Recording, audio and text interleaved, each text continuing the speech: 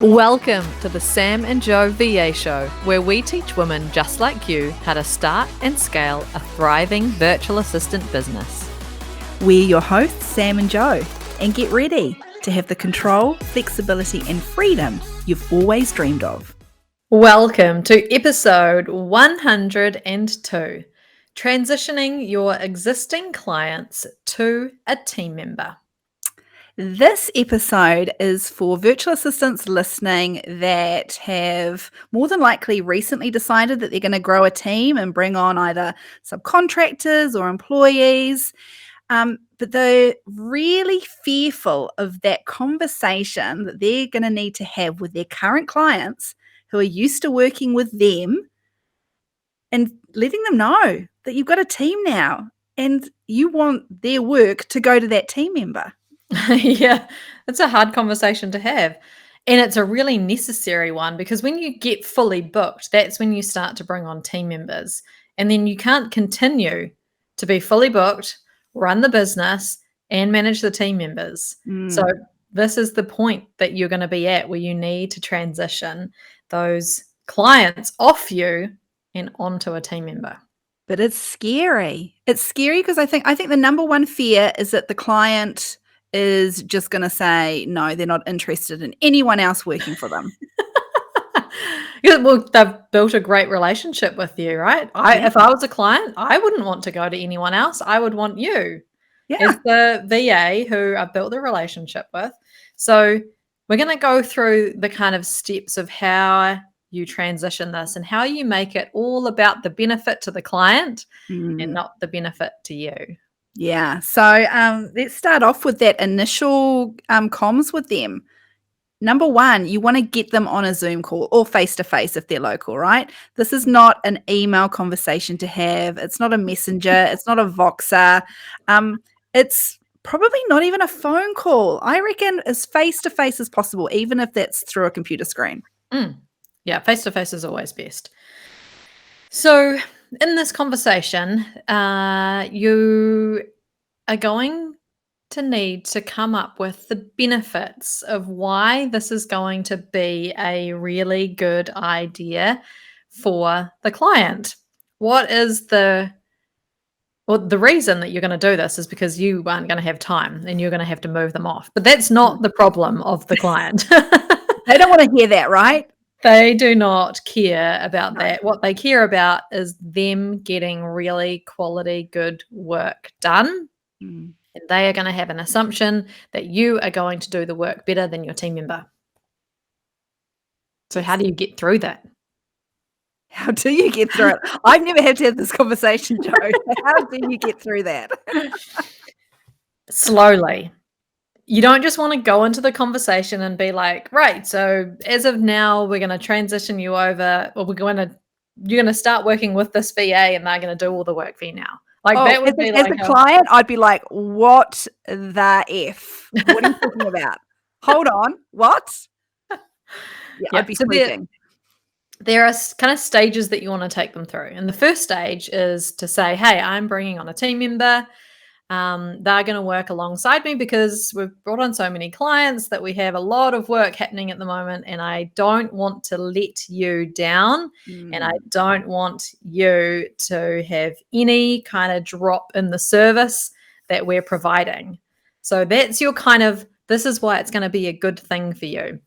Someone is going to be really responsive and we're going to keep up the service level that you are used to. We don't want that to drop. So that's making it all about them.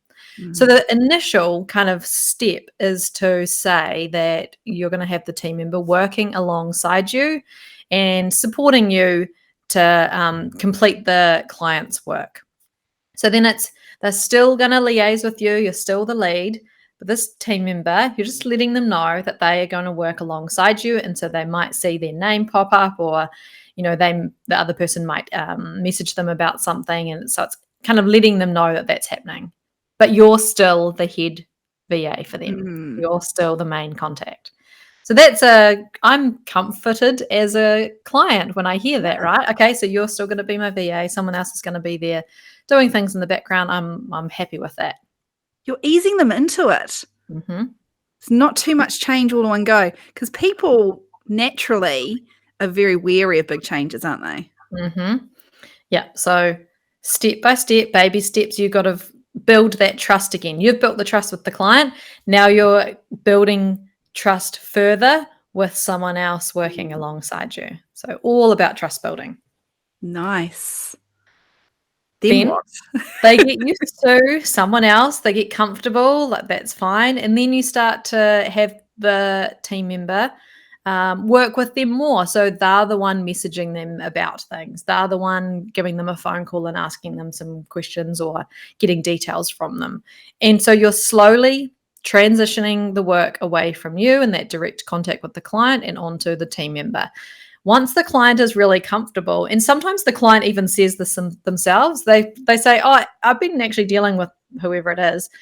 It probably makes sense that I just like go direct to them now rather than going through you. Mm-hmm. So you'll get to that kind of point where you'll then say, now it's time, actually, I'm just the bottleneck now. I'm slowing things down. Yeah. So let's have whoever it is work directly with you. I'll still be there. I'll still check in with you, see how things are going. So again, you're like giving them that comfort.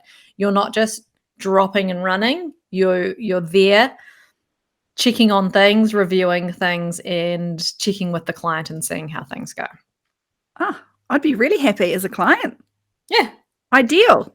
Easy peasy. Easy peasy. What about, because we see this not a lot. This is not something that everybody immediately thinks is an option, but we have come across some virtual assistants that whole conversation and that transition it scares them so much that they think the easier way to avoid all of that kind of not conflict or drama, but maybe a potentially awkward conversation is to just not tell the client and then give that work to the new team member without the client knowing it all. Never pretend or deceive the client or be dishonest, even if it's something small like that. Because there's privacy, there's confidentiality, there's being open and honest and transparent, and you want all of those things to come through in your relationship with your client. So don't pretend. Be upfront. Let them know that it's happening. And you might have to think about your terms in your contract, your agreement, your terms of service, terms of engagement, whatever the document is that you use. Think about what you need to add in there, so that clients know when they're signing that it's not just you, it's other people as well, including contractors. There we go. You've made it super simple. It doesn't have to be hard. I think we work ourselves up that this is going to be a hard thing to do, and we assume the client isn't going to be okay with it. And that's why our advice is to take them through stage by stage and not just all at once. You know what? Do you think maybe some of that kind of reluctance to have that conversation and automatically thinking the worst, that the client isn't going to want anyone else to work with them, is that a little bit of an ego thing as well? Because you know that no one else is going to do as good a job as you in that role. You know what I mean? Potentially, yeah. And that's a limiting belief that's going to hold virtual assistants back. If they keep thinking that someone else isn't going to be able to do as good a job as them, that's going to be a limiting belief. Well, especially if you're looking to grow a team. Yeah. Scaling up, this is the way that you do it. This is what you're going to have to do. So scary, but definitely worth it. So go for it. If you have a client that you need to transition over, book that call, book that Zoom call, and make it happen. Thanks for listening to this episode of the Sam and Joe VA Show. If you'd like to find out more, head to the VA Foundry website to check out the Members Club and the amazing resources, training, and coaching. You can find us at thevafoundry.com.